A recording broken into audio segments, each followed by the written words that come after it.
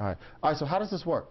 Okay, so what we do is the individual comes along, they pick out the drink that they normally drink, and with that we have what we call a standard drink unit, which is nothing more than a calculation based on the number of ounces and the alcoholic content in the drink. So in this way we can use all different type drinks for an individual. Okay. Then we come over here, we look at the board, and the first thing we do is we select a male.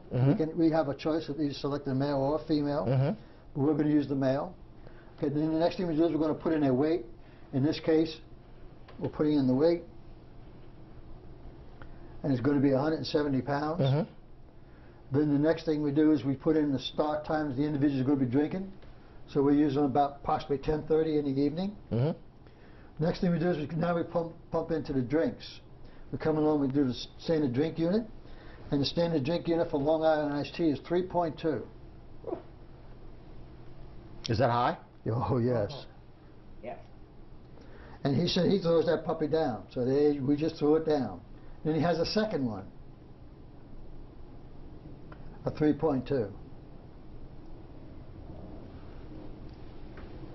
And so as all of this adds up, and he has beers as well, what is this telling us? What this is doing is this is calculating his B.A.C.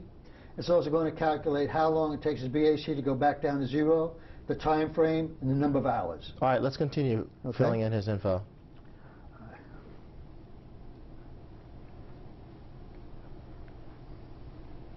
And on top of all that, he has more beer. Yes. His 3 Long Island iced teas has him up at a B.A.C. of 0.10.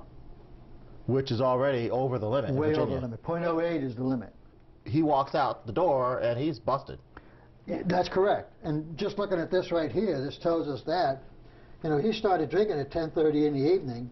His B.A.C. is going to be down to zero for another 15 hours. It's going to be 1:54, almost 2 o'clock in the afternoon, before his B.A.C. just on his 3 Long Island iced teas is down to zero. Wow. And you tell people this, and their reaction? Oh, they're amazed. They can't, you know, they don't understand it. They see it, and then all of a sudden it's just eye-opening for them, in all honesty. What message do you drive home, the number one thing with this thing? What we try to drive home with this thing is that it takes a long time for your B.A.C. to go down so you're no longer considered intoxicated when you're behind the wheel. People have to realize that it takes hours for their B.A.C. to go down to zero. Most people think if you just get drunk, go home, sleep it off, you're good to go the next day. Yeah, go have a couple hours sleep. You go home after a couple hours sleep and everything is fine. As we can see, that's not true. There's a fallacy of if I get a little bit of sleep, I'm okay. To include when people want to pull over the side of the road, stay in their car, get an hour's sleep, and then they get irritated when the police arrest them for being intoxicated.